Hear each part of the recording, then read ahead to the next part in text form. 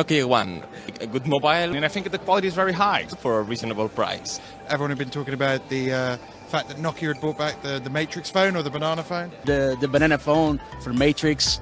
Everybody from my friends are talking about it. I've seen the 6 and I really like the 6. It looks really sturdy. Android One has a great operation system inside a great phone. It's a very beautiful phone. It's a super nice design. Double dual mode, The Zeiss cameras. and you can live stream it. I love the 8 Sirocco. I think it's a really high-end smartphone. I love the design. It's really luxury. Cool. Nostalgic, colorful. It's a lot faster than I expected it to be.